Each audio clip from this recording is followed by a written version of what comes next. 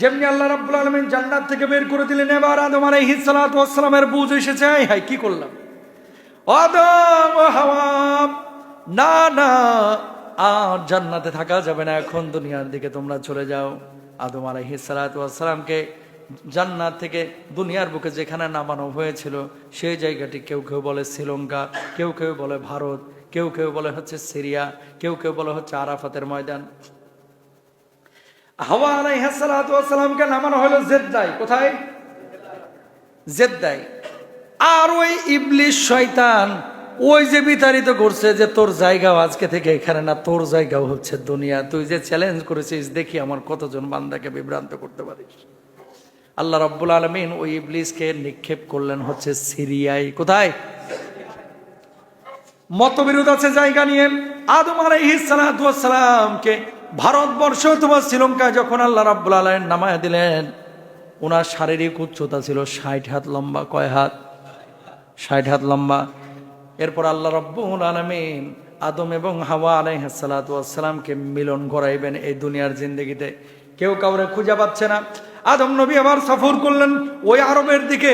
যাওয়ার পরে এখনকার জাহাজি সাহেবরা আরাফাতের ময়দানে দাঁড়ায় দাঁড়ায় আল্লাহর ইবাদত বন্দেগী করে, উকুফে আরাফা করে, অবস্থান করে। হজ্জের একটা ফরজ পাঠ আরাফাতের ময়দানে অবস্থান করা। আরাফাত শব্দের অর্থ হচ্ছে একে অপরের সাথে পরিচয় লাভ করা। কি করা? একে অপরের সাথে পরিচয় লাভ করা।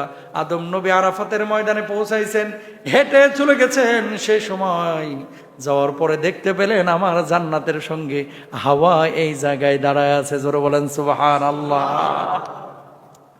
আদম আলাইহিস সালাতু ওয়াস সালাম এবং হাওয়া আলাইহিস সালাতু ওয়াস সালামের পরিচয়টা হইল কোথায়? ওই আরাফাতের ময়দানে। এই জন্যই আরাফাতের ময়দানকে বলা হয় কি? আরাফাত। আরাফাত শব্দের অর্থ কি? একে অপরের সাথে অপরিচিত মানুষের কি হওয়া? পরিচয় হওয়া। ওই যে আদম নবী আর হাওয়ার কি হইল? পরিচয় হইল। এই জন্য আরাফাতের ময়দানকে কি ময়দান বলা হয়? আরাফাতের ময়দান বলা হয়। সুবহানাল্লাহ বলেন। ঠিক এই মুহূর্তে আল্লাহ রাব্বুল আলামিন ফেরেশতাদেরকে নিয়ে গর্ব করতেছে। এই যে আপনারা এখন বসেছেন না, রাব্বুল আলামিন যখন বান্দারা ইফতার সামনে নিয়ে বসে, বান্দারা যখন নামাজে আসে, বান্দারা যখন আল্লাহর জন্য সাজদা অবনত হয়, এবার ফেরেশতাদেরকে আল্লাহ রাব্বুল আলামিন জবাব দেন, ইন্নী জাইলুন ফিল আরদি খলিফা ক্বালু ওয়া তাজআলু ফিহা মান ইউফসিদু ফিহা। ও ফেরেশতা, তোমরা না বলছিলা যে মানুষ রক্তপাত করবে ওই জিনদের মতো, এরা বিশৃঙ্খলা করবে, ফ্যাসাদ তৈরি করবে। ফেরেশতারা দেখো দেখো 8 ঘন্টা 9 ঘন্টা 12 ঘন্টা না খেয়ে আছে, ইফতার সামনে নিয়ে নাড়াচাড়া করছে, এখনো খাবার খাচ্ছে না। ও ফেরেশতারা, তোমরা না বলছিলা যে এরা রক্তপাত করবে? দেখো দেখো আমার বান্দারা বসে আছে, আমি আল্লাহকে ভয় করেছে। দেখো আমার বান্দারা জুমার নামাজে এসেছে, বসে বসে বয়ান শুনছে, বসে বসে নামাজ আদায় করছে। ও ফেরেশতারা দেখো দেখো, তোমরা বারণ করেছিল এই মানুষগুলো ফ্যাসাদ তৈরি করবে। আমার এই জমিনের মধ্যে আমার অনেক বান্দা আমার রাস্তায় লড়াই করে শহীদ হচ্ছে। আল্লাহ এই মানুষগুলোকে নিয়ে গর্ব করেন। আর ফেরেশতাদেরকে বলেন, ফেরেশতারা তোমরা সাক্ষী থাকো, যাদের ব্যাপারে রক্তপাত আর ফ্যাসাদের কথা বলেছিলা, আর এরা যে আমার গোলামি করছে, আমি আল্লাহ রাব্বুল আলামিন এই মানুষগুলোর জন্য জান্নাতের ফয়সালা করে দিলাম। এখন যে আপনি বসেছেন, আল্লাহ আপনাকে নিয়ে গর্ব করতেছে। আল্লাহু আকবার, জোরে বলেন। আপনি যে এখন নামাজ পড়তে এসেছেন, আল্লাহ আপনাকে নিয়ে গর্ব করছে। বাবা সন্তানকে নিয়ে গর্ব করে কখন? যে আমার ছেলেটা ম্যাজিস্ট্রেট হয়ে গেছে, আমার ছেলেটা বিসিএস ক্যাডার, হুজুর আমার ছেলেটা ব্রিটেনের স্পিকার, হুজুর আমার ছেলেটা বড় বুয়েটের একজন বড় টিচার, বুয়েটের বড় একজন টিচার, ঢাকা বিশ্ববিদ্যালয়ের অধ্যাপক। বাবা গর্ব করে না? আমার ছেলে বড় আলেম, আমার ছেলে বড় হাফেজ। কখন গর্ব করে? যখন বাবা সন্তানের উপরে সন্তুষ্ট হয়। সুবহানাল্লাহ বলেন। বাবা সন্তুষ্ট হলে যদি এত প্রশংসা করে, আল্লাহ যদি আপনার আমার উপরে খুশি হয়, তাহলে আল্লাহর প্রশংসা। আল্লাহ যদি আপনাকে আমাকে নিয়ে গর্ব করে, তাহলে আপনি আমি জাহান্নামে না, আপনি আমি জান্নাতে যাবই যাব ইনশাআল্লাহ। চায়ের দোকানে বসে যখন গীবত করেন, তখন কি গর্ব করেন নাকি লানত পড়ে? লানত। যখন মানুষকে ঠগান, লানত নাকি রহমত? লানত। যখন জেনা করে, লানত নাকি রহমত? লানত। প্রিয় ভাইরা আমার, এই জন্য আদম আলাইহিস সালাতু ওয়াস সালাম আর ইবলিসের মধ্যে পার্থক্যটা কি? এখন আপনার সাথে শয়তানের পার্থক্যটা কি? পার্থক্য একটা। আদম আলাইহিস সালাতু ওয়াস সালাম দুনিয়াতে আসার পর ওই যে আরাফাতের ময়দান, হাওয়া আলাইহিস সালাতু ওয়াস সালামের সাথে দেখা হলো। আল্লাহ রাব্বুল আলামিন রাগান্বিত হয়েছেন, আমাদেরকে জান্নাত থেকে দুনিয়ায় পাঠিয়ে দিয়েছেন। এখন আমাদের কি করতে হবে? আদম নবী বললেন, তওবা ছাড়া কোনো উপায় নাই, ক্ষমা চাইতে হবে আমার রবের কাছ থেকে। যদি আমার রব না মাফ করে তাহলে তো দুনিয়াতে আমরা টিকে থাকতে পারবো না। আদম আলাইহিস সালাতু ওয়াস সালাম হাওয়াকে বললেন, হাওয়া কি খাওয়াইলা? তুমি যদি না বলতাম আমি তো যাইতাম না। তো যাই হোক, ভুল হয়েই গেছে, আল্লাহর কাছে ক্ষমা চাই।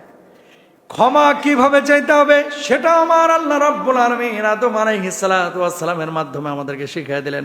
আমার সাথে সাথে সবাই বলেন, আমিও দোয়াই কিন্তু এটাই পড়ি, রব্বানা যালামনা আনফুসানা ওয়া ইল্লাম তাগফির লানা ওয়া তারহামনা লানাকুনান্না মিনাল খাসিরিন। আল্লাহু আকবার।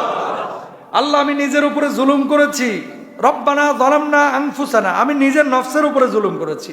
ওয়া ইল্লাম তাগফির লানা, যদি আল্লাহ আপনি না ক্ষমা করেন, ওয়া তারহামনা, যদি আপনি দয়া না করেন, লানাকুনান্না মিনাল খাসিরিন, আল্লাহ আমরা তো ক্ষতির সম্মুখীন হয়ে যাব, ক্ষতিগ্রস্ত হয়ে যাব। আমার আদম নবী ওই জামানের রহমতের উপরে দাঁড়ায় যখন এই দোয়া করছিল, সঙ্গে সঙ্গে আল্লাহ রব্বুল আলামিন তার দোয়া কবুল করে আল্লাহ ঘোষণা করলেন, আদম আমি আল্লাহ রব্বুল আলামিন তোমার জীবনের এই ভুলগুলো ক্ষমা করে দিলাম। তো যেই দোয়া করে আমার আদম নবী ক্ষমা পেয়েছে, এই দোয়া করে আপনি আমি ক্ষমা পাবো ইনশাআল্লাহ। বলেন লা তাকনাতু মির রাহমাতিল্লাহ, আল্লাহর রহম থেকে নিরাশ হবেন না। এই যে আপনারা অনেকে বলেন যে হুজুর জীবনে এত পাপ, আল্লাহ কিভাবে ক্ষমা করবে? লজ্জা লাগে আল্লাহর কাছে এখন হাত তুলতে। অনেক ভাইয়েরা কিন্তু এটা বলে যে হুজুর আল্লাহর কাছে হাত তুলতে লজ্জা লাগে, কিভাবে হাত তুলবো? লজ্জা লাগার কিছু নাই। 99টা খুন করার পরে যদি আল্লাহ মাফ করে দেয়, একজন নর্তকী মহিলা রাস্তার একটা কুকুরকে পানি পান করিয়েছিল, আল্লাহ যদি তাকে মাফ করে দেয়, আপনাকে আমাকেও আল্লাহ মাফ করবেন ইনশাআল্লাহ। বলেন লা তাকনাতু মির রাহমাতিল্লাহ। কে বলেছে? আল্লাহ আপনারা কি তৈয়ার করছে জাহান্নামে দেওয়ার জন্য? আল্লাহ কি আপনাকে আমাকে বানাইছে জাহান্নামে দেওয়ার জন্য? আল্লাহ আপনাকে আমাকে জাহান্নামে দেওয়ার জন্য বানায় না। 1 কোটি দয়া মায়া ভালোবাসা থেকে এক অংশ নিয়ে এখান থেকে কয়েক হাজার কোটি টাকা, কোটি বিন্দু বিন্দু কণার মতো ভালোবাসা যদি ভাগ করা হয়, 1 বিন্দুর কিছু অংশ মাকে দিছে, তাই মায়ের এত কলিজায় ভালোবাসা সন্তানের প্রতি। আর আমার আল্লাহর কাছে তো লক্ষ কোটি বান্দার প্রতি মায়া ভালোবাসা এখনো বিদ্যমান। তো আমার আল্লাহ কিভাবে আমাদেরকে জাহান্নামে দিবে? জাহান্নামে দিবেন না ইনশাআল্লাহ, তবে যেভাবে চলতে বলছে সেভাবে চলে যাইতে হবে, ঠিক কিনা? আকাম কুকাম সব করব, এরপরে মরে যাব। হ্যাঁ, আপনাকেও জান্নাতে দিবে। কয় বছর জাহান্নামে জ্বলা লাগবে? হুজুর 40 কোটি বছর। সহ্য করতে পারবে? 1 সেকেন্ডও পারেন? ঠিকই বলছেন। যদি বলে যে হুজুর একদিন না একদিন তো যাবই, আমি আরে বলি, একদিন বলছিলাম না এখানে যে পরোটা ভাজে তাওয়া, লুঙ্গিটা উঠে আস্তে করে বসায় দেবেন তাওয়ার উপরে, যে থাক দেখি 2-4 মিনিট, পারস কি? পারবে? সম্ভব না। যেহেতু 2-1 মিনিট দুনিয়ার এই তাওয়ার গরম সহ্য হয় না, চায়ের গরম সহ্য হয় না, ফ্লাক্সের চা একটু গরম থাকলে মুখ পুড়ে যায়, জাহান্নামের 40 বছর 40 কোটি বছর কিভাবে সহ্য করব? কথা বলেন ঠিক? এই জন্য কি করতে হবে ভাই? নামাজটা ঠিক রাখতে হবে। কি দোকানদারি করতেছেন, নামাজটা রাখেন। অফিসে আছেন, নামাজটা ঠিক রাখেন। বাড়িতে আছেন, নামাজ ঠিক রাখেন। বান্দার হক নষ্ট করেন না। 2টা গুনার মাপ নাই, একটা হচ্ছে শিরিক করা, আর একটা হচ্ছে বান্দার হক মারা। আপনি আরেকজন ভাইয়ের টাকা মেরে দিবেন, আরেকজনের কাছ থেকে টাকা নিয়ে মেরে দিবেন, ব্যাংক লোন নিয়ে বেগম পাড়ায় পালায়া যাবেন, আর আল্লাহর কাছে প্রতি বছর উমরায় যে হাজিরা দিবেন, তোর একটা উমরাও কবুল হবে না। কথা বলেন ঠিক কিনা? এগুনা মাপ নাই। কারণটা কি জানেন? যদি আল্লাহ ওরা মাফ করে দেয় তাহলে আপনার উপরে জুলুম হবে। নাউজুবিল্লাহ বলেন না। আপনি আমার টাকা মারছেন, এখন আপনি দোয়া করছেন জুমার নামাজে এসে, আল্লাহ আপনারা মাফ করে দিল, আমার উপরে জুলুম হবে। আল্লাহ এই জন্য কোনো বান্দার উপরে জুলুম করেন না। আল্লাহর নীতি কি? ওই হক নষ্ট করেছে যে ওর হক করে বুঝাইয়া দিতে হবে, এরপরে ক্ষমা চাও। হক না বুঝাইয়া ক্ষমা চাই আমি আল্লাহ মাফ করব না। আল্লাহর হক নষ্ট করলে আল্লাহ মাফ করবে, কিন্তু বান্দার হক নষ্ট করলে আল্লাহ মাফ করবে? এই জন্য নামাজটা ঠিক রাখতে হবে, হালাল জীবনযাপন করতে হবে। আর মূল মেসেজ, আল্লাহ আপনাকে বানাইছে খলিফা, এমনি এমনি দুনিয়াতে আল্লাহ আপনাকে পাঠান নাই। তাহলে আদম নবী ভুল করলেন, ভুল স্বীকার করলেন, তওবা করলেন, ক্ষমা পাইলেন। আপনি ভুল করেছেন, ভুলটা স্বীকার করেন, তওবা করেন, ক্ষমা চান, আল্লাহ আপনাকে মাফ করবে ইনশাআল্লাহ। আর ইবলিসের পার্থক্যটা কি? ইবলিস সবসময় মানে এদের নেচারটা এরকম যে পাপ করলো, পাপটাকে আবার অস্বীকার করলো, অহংকার করলো, অভিশপ্ত হলো, অভিশাপ পাইলো।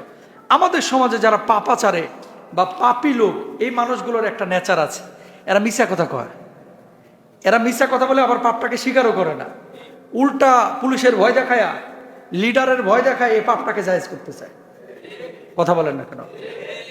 ধরেন আপনার জমি দখল করছে, আপনি বলতে গেছেন, আপনার উল্টা ফাপড় লইব, হয় জমি ছাড়, নাহলে কিন্তু কিচ্ছু পাইবেন, একের থাবরা কিন্তু এলাকা থেকে ছাড়া করে ফেলবো, এলাকা বাইর করে ফেলবো, এলাকা থেকে।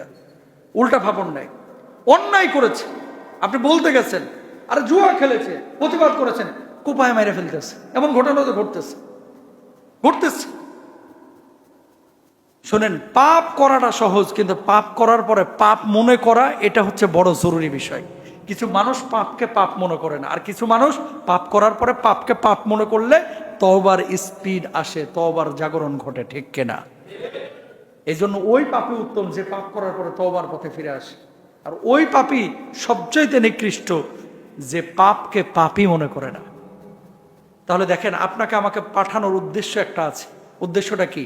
খালিফা, আল্লাহ যে বিধানগুলো দিয়েছে এই বিধানগুলো বাস্তবায়ন করা। ওমা খালাকতুল জিন্না ওয়াল ইনসা ইল্লা লিয়াবুদুন। আল্লাহ আপনাকে আমাকে দুনিয়াতে পাঠাইছে ভাই টাকা পয়সার জন্য না। আল্লাহ আপনাকে আমাকে পাঠাইছে, আল্লাহ বলে নাই যে আমার কিছু রুটি রুজি দাও, আল্লাহ পাঠাইছে আমার গোলামিটা করো। এরপরে কবরে চলে যাও, কবরে যাওয়ার পরে দেখবা খালি সুখ আর সুখ। হাসরে উঠো, আমি তোমাদের জন্য জান্নাত নির্ধারণ করব। সহজ হিসাব, মাঝখানে যে কথাটা বলেছি, 200 বছর আগে আপনার পরদাদার নামও আপনি জানেন না, ঠিক 200 বছর পরে আপনার নাতিপুতির ছেলেমেয়েরা আপনার নাম জানবে না। তাহলে আমার কবরে আমাকেই যেতে হবে, আমার হাসরে আমাকেই দাঁড়াইতে হবে, আমার আমল নিয়ে আমাকেই যাইতে হবে, আমার প্রস্তুতি আমাকেই নিতে হবে। নামাজ ছাড়া যাবে, কোরআন পড়া শুরু করতে হবে, হালাল জীবন যাপন করতে হবে, হারামকে একেবারে ডাস্টবিনে নিক্ষেপ করতে হবে। সবাই বলেন ইনশাআল্লাহ। আল্লাহ তাআলা আমাদের তৌফিক দান করুন। সবাই বলেন আমিন। হাদা মা ইনদি ওয়াল ইলমু ইনদাল্লাহ আলাইহি তাওয়াক্কালতু ওয়া ইলাইহি উনীব ওয়া আখির দাওয়ানা